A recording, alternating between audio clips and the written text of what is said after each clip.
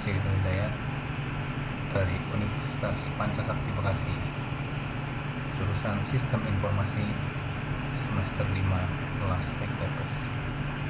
Di sini kami akan menerangkan tentang sistem operasi. Yang pertama, sistem operasi. Pengertian sistem operasi secara umum adalah mengelola sumber daya yang terdapat pada sistem komputer dan menyediakan sekumpulan layanan atau sistem call ke pemakai sehingga memudahkan dan menyamankan pengguna serta merupakan sumber daya sistem komputer. Yang kedua, jenis sistem operasi. Pertama, single user, single tasking, multi user, single tasking, single user, multitasking, multi user, multitasking. 3. Fungsi dasar sistem operasi, yaitu menjembatani hubungan antara hardware dan program aplikasi yang dijalankan user, mengatur dan mengawasi penggunaan perangkat luas oleh user dan berbagai aplikasi atau research allocator sebagai program pengendali yang bertujuan untuk menghindari kekeliruan atau error dan penggunaan komputer yang tidak perlu atau sebagai bagian yang menjauh dari berbagai kemungkinan perusahaan.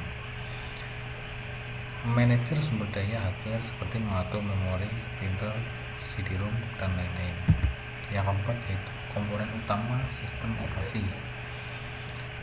Pertama, kernel, yaitu suatu software atau komponen program yang membentuk sistem dan memiliki tugas melayani bermacam program aplikasi untuk mengakses hardware komputer secara aman terkendali. Kernel ada 4 kategori, yaitu 1. Monolithic kernel, yang kedua microkernel, yang ketiga hybrid atau modifikasi dari microkernel, yang keempat ecokernel. Terus file berarti sistem berkas dan file sistem yang dimiliki oleh suatu sistem operasi. Terus user interface, sebuah sistem operasi memiliki karakteristik atau bentuk interface atau tampilan yang menjadi interaksi antar user dengan komputer. Yang kelima, proses dan threads.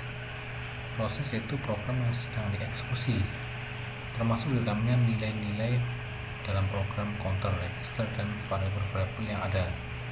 Unit terkecil yang secara individu memiliki sumber daya dan dijadwalkan oleh sistem operasi atau OS.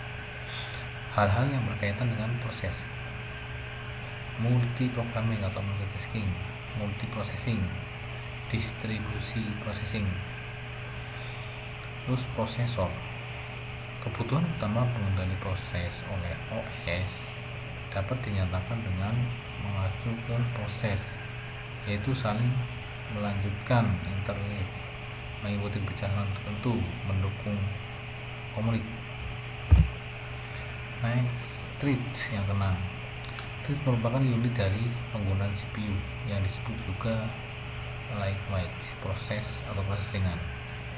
Proses thread ada 2, yaitu proses dengan thread tunggal, yaitu proses menjalankan satu tugas pada satu waktu. Terus sistem operasi modern atau multi thread, yaitu proses menjalankan banyak tugas pada satu waktu. Contoh, secara bersamaan mengetik dan menjalankan pemeriksaan bacaan di dalam proses yang sama. 7. Perbedaan thread dengan proses. Thread adalah bagian dari suatu proses. Tiap proses mempunyai informasi status dan sumber daya sendiri. Thread berbagi informasi, status, dan sumber daya dengan thread yang lain dalam satu proses. Tiap proses mempunyai alamat yang berbeda, sedangkan thread berbagi alamat yang sama. Pergantian antar thread lebih cepat daripada antar proses. 8. Deadlock, pengertian dan latar belakang, yaitu keadaan di mana 2 atau lebih proses saling menunggu meminta research untuk waktu yang tidak terbatas lamanya. Terus analogi seperti pada kondisi jalan raya di mana terjadi kemacetan parah. Terus deadlock adalah efek samping dari sinkronisasi, di mana satu variabel digunakan oleh 2 proses. Penyebab deadlock yang pertama, mutual exclusion, all and white, circular whiting, no preemption. Nah, strategi untuk mengatasi deadlock diantaranya prevention, memastikan paling sedikit satu penyebab deadlock tidak berlaku. Avoidance, sistem menolak request terhadap resource yang berpotensi deadlock algoritma bengkel.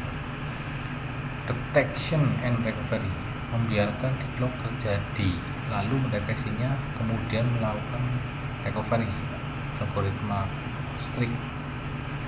Fakta tentang deadlock dalam OS yaitu pada Windows deteksi deadlock yaitu berupa BSOD atau blue screen of death. Recovery-nya adalah reboot sederhana. Pada Linux, untuk mengetahui apakah terjadi deadlock yaitu dengan menggunakan crossfire view untuk mengetahui proses yang menggunakan CPU 100%, lalu kill saja proses tersebut. Demikian, terima kasih. Wassalamualaikum warahmatullahi wabarakatuh.